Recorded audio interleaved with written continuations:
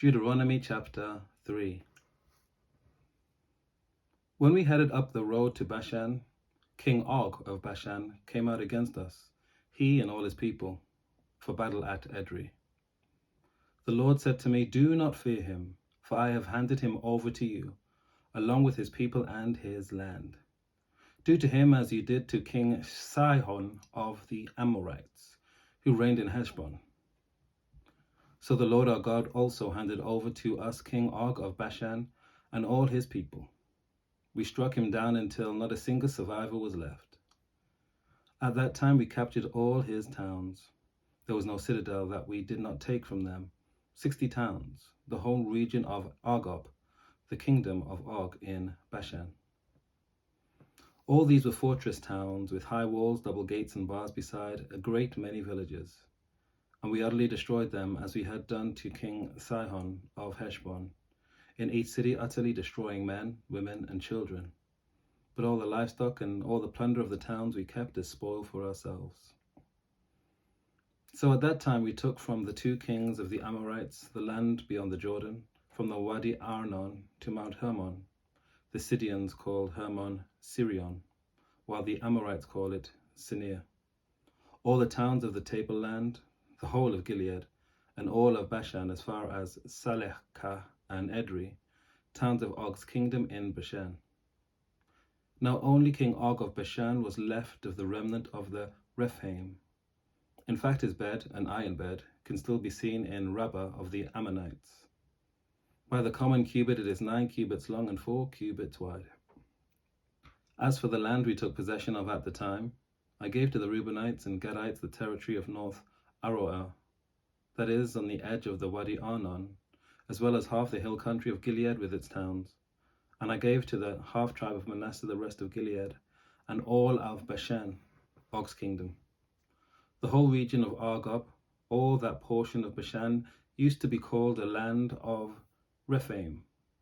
Jair the Masonite acquired the whole region of Argob, as far as the border of the Jeshurites and Maccathites, and he named them, that is Bashan, after himself, Havoth-Jair, as it is to this day. To Machir I gave Gilead, and to the Reubenites and the Gadites I gave the territory from Gilead as far as the Wadi Arnon, with the middle of the wadi as a boundary, and up to the Jabbok, the wadi being the boundary of the Ammonites. The Arabah also, with the Jordan and its banks, from Chinnereth down to the Sea of Arabah, the Dead Sea, with the lower slopes of Pisgah on the east.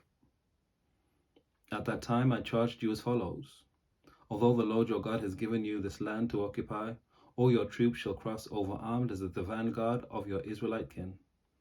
Only your wives, your children, and your livestock, I know that you have much livestock, shall stay behind in the towns that I have given to you. When the Lord gives rest to your kindred, as to you, and they too have occupied the land that the Lord your God is giving them beyond the Jordan, then each of you may return to the property that I have given to you. And I charged Joshua as well at that time, saying, your own eyes have seen everything that the Lord your God has done to these 2 kings. So the Lord will do to all the kingdoms into which you are about to cross. Do not fear them, for it is the Lord your God who fights for you. At that time too, I entreated the Lord, saying, O Lord God, you have only begun to show your servant your greatness and your might. What God in heaven or on earth can perform deeds and mighty acts like yours? Let me cross over to see the good land beyond the Jordan, that good hill country and the Lebanon. But the Lord was angry with me on your account and would not heed me.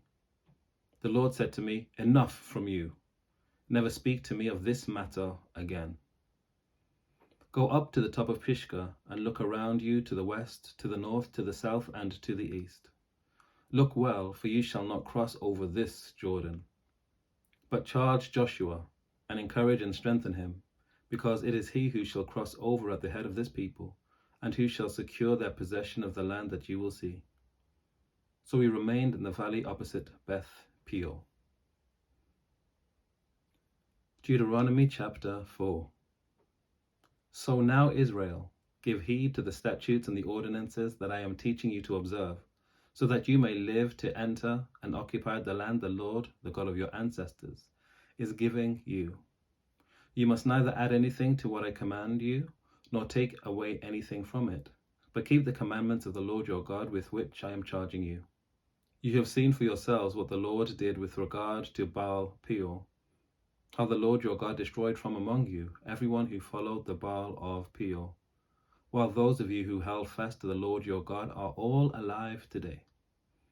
See, just as the Lord my God has charged me, I now teach you statutes and ordinances for you to observe in the land that you are about to enter and occupy.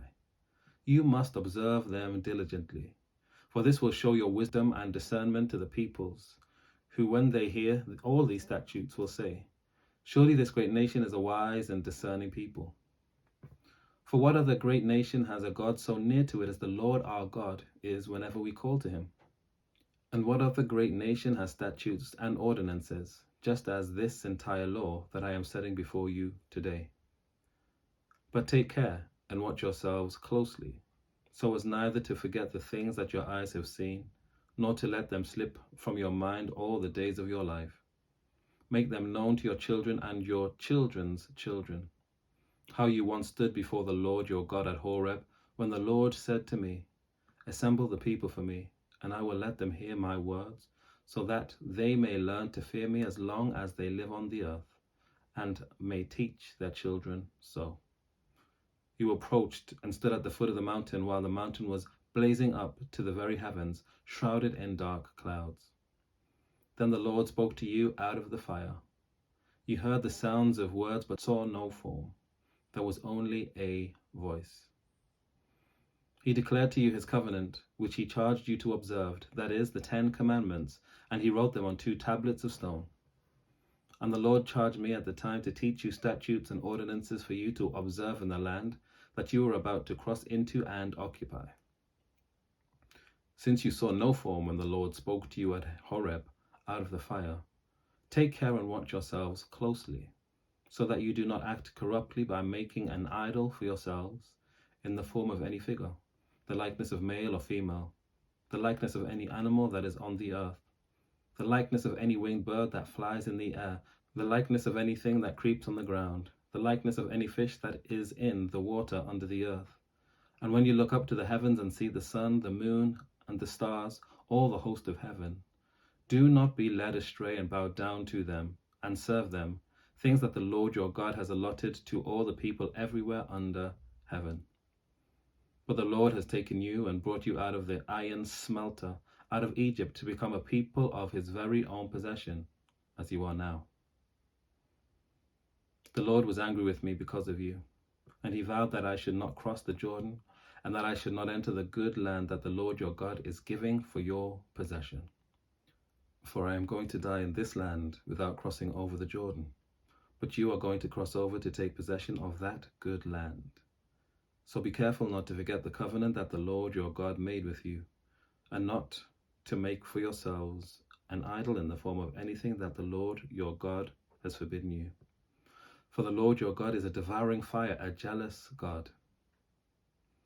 When you have had children and children's children and become complacent in the land, if you act corruptly by making an idol in the form of anything, thus doing what is evil in the sight of the Lord your God, and provoking him to anger, I call heaven and earth to witness against you today, that you will soon utterly perish from the land that you are crossing the Jordan to occupy, and you will not live long on it, but will be utterly destroyed. The Lord will scatter you among the peoples. Only a few of you will be left among the nations where the Lord will lead you. There you will serve other gods made by human hands, objects of wood and stone that neither see, nor hear, nor eat, nor smell. From there you will seek the Lord your God, and you will find him if you search after him with all your heart and soul. In your distress, when all these things have happened to you in time to come, you will return to the Lord your God and heed him. Because the Lord your God is a merciful God, he will neither abandon you nor destroy you. He will not forget the covenant with your ancestors that he swore to them. For ask now about former ages, long before your own, ever since the day that God created human beings on the earth. Ask from one end of heaven to the other, has anything so great as this ever happened? Or has its like ever been heard of? Has any people ever heard the voice of a God speaking out of a fire as you have heard and lived?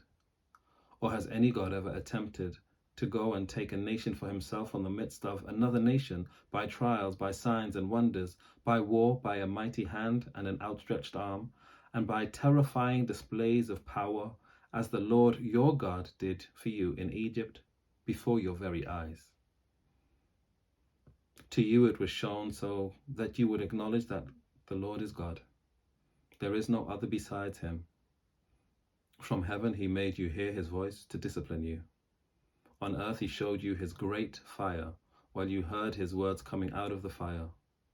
And because he loved your ancestors, he chose their descendants after them. He brought you out of Egypt with his own presence by his great power, driving out before you nations greater and mightier than yourselves, to bring you in, giving you their land for a possession, as it is still today. So acknowledge today and take heart that the Lord is God in heaven above and on earth beneath. There is no other. Keep his statutes and his commandments, which I am commanding you today for your own well-being and that of your descendants after you, so that you may long remain in the land that the Lord your God is giving you for all time. Then Moses set apart on the east side of the Jordan 3 cities to which a homicide could flee, someone who unintentionally kills another person, the two not having been at enmity before. The homicide could flee to one of these cities and live.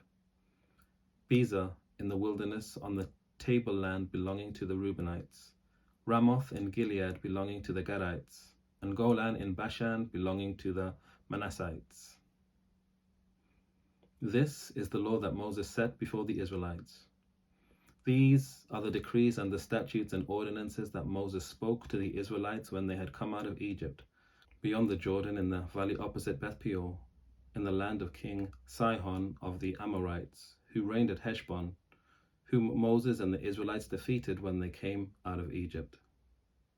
They occupied his land and the land of King Og of Bashan, the 2 kings of the Amorites on the eastern side of the Jordan, from Aroer, which is on the edge of the Wadi Arnon, as far as Mount Sirion, that is Hermon, together with all the Arabah on the east side of the Jordan, as far as the sea of the Arabah, under the slopes of Pisgah. Take care. God bless. I'll see you next time.